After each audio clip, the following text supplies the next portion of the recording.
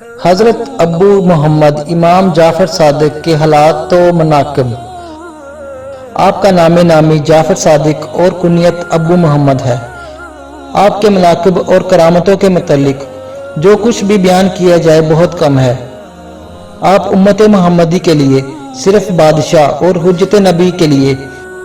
روشن دلیل ہی نہیں بلکہ صدق و تحقیق پر عمل پیرا، اولیاء کرام کے باغ کا پھل، آل علی نبیوں کے سردار کے جگر گوشہ اور صحیح معنوں میں وارث نبی بھی ہیں، اور آپ کی عظمت و شان کے اعتبار سے ان خطابات کو کسی طرح بھی نامناسب نہیں کہا جا سکتا۔ آپ کا درجہ صحابہ کرام کے بعد ہی آتا ہے، لیکن اہل بیت میں شامل ہونے کی وجہ سے نہ صرف باب طریقت ہی میں آپ سے ارشادات منقول ہیں بلکہ بہت سی روایتیں بھی مروی ہیں، اور انہی کثیر ارشادات میں سے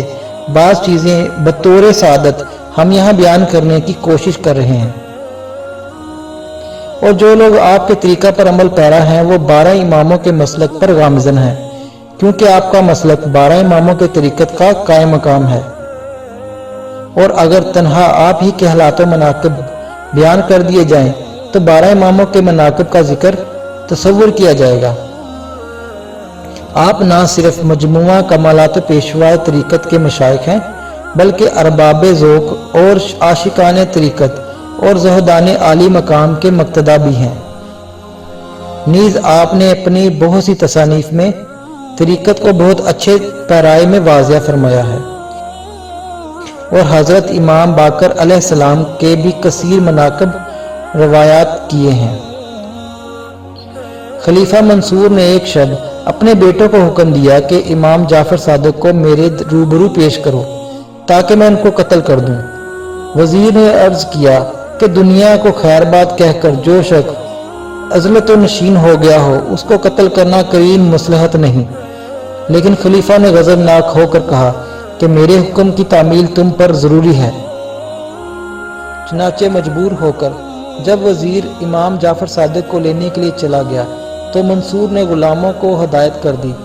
کہ جس وقت میں اپنے سر سے تاج اتار دوں تو تم فی الفلور امام جعفر صادق کو قتل کر دینا۔ لیکن جب آپ تشریف لائے تو آپ کے عظمت و جلال نے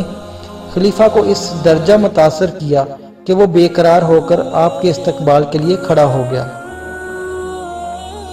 اور نہ صرف آپ کو صدر مقام پر بٹھایا بلکہ خود بھی مؤدبانہ آپ کے سامنے بیٹھ کر آپ کی حاجات ضروریات کے متعلق دریافت کرنے لگا۔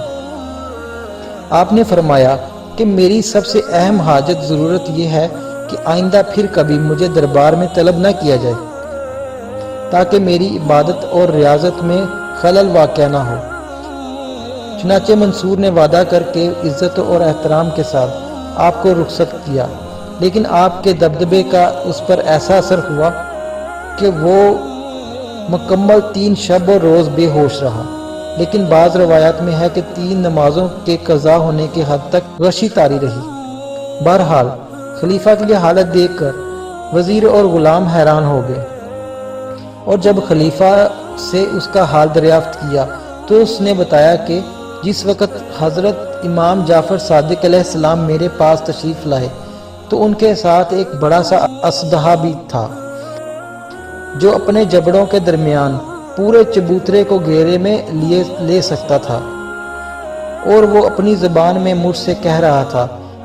اگر تو نے ذرا سی بھی گستاخی کی تو تجھ کو چبوترے سمیت نگل جاؤں گا۔ چنانچہ اس کی دہشت مجھ پر طاری ہو گئی اور میں نے آپ سے معافی طلب کر لی۔ کسی نے امام جعفر صادق علیہ السلام سے سوال کیا کہ صبر کرنے والے درویش اور شکر کرنے والے مالدار میں سے آپ کے نزدیک کون افضل ہے؟ آپ نے فرمایا کہ صبر کرنے والے درویش کو اس لیے فضیلت حاصل ہے کہ مالدار کو ہمہ اوقات اپنے مال کا تصور رہتا ہے، اور درویش صرف اللہ تعالیٰ کا خیال، جیسا کہ اللہ تعالیٰ کا قول ہے کہ توبہ کرنے والے ہی عبادت گزار ہیں۔ آپ فرماتے ہیں کہ ذکر الہی کی تعریف یہ ہے کہ جس میں مشغول ہونے کے بعد دنیا کی ہر شے کو بھول جائے، کیونکہ اللہ تعالیٰ کی ذات ہر شے کا نعم البدل ہے۔